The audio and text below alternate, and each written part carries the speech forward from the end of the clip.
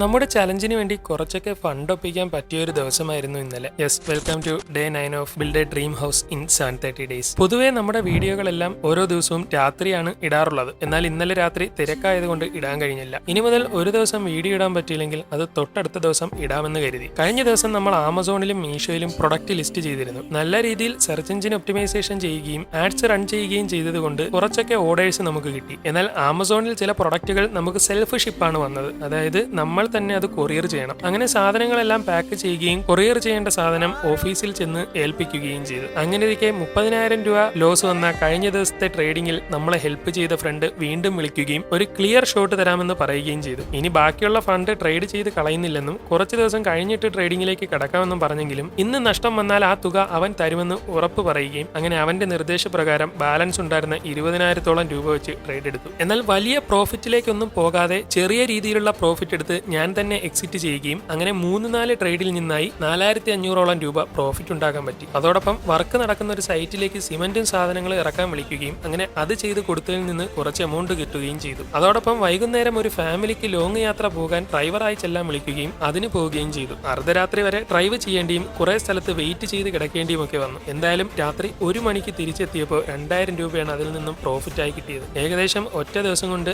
8,500 രൂപയ്ക്ക് മുകളിൽ നമുക്ക് ഈ ചലഞ്ചിന് വേണ്ടി ഏൺ ചെയ്യാൻ കഴിഞ്ഞു. എന്നാൽ സീറ്റ് ബെൽറ്റ് ഇടാതെ AI ക്യാമറയിൽ കയറിയത് കൊണ്ട് 500 പോയെന്നാണ് തോന്നുന്നത്. എങ്കിലും 8,000 രൂപയോളം നേടാൻ കഴിഞ്ഞു. എന്നാൽ ഈ തുകയെല്ലാം കഴിഞ്ഞ ദിവസത്തെ നമ്മുടെ ട്രേഡിലെ ലോസ് കവർ ചെയ്യാൻ മാത്രമേ പറ്റൂ. ബാക്കി നാളെ.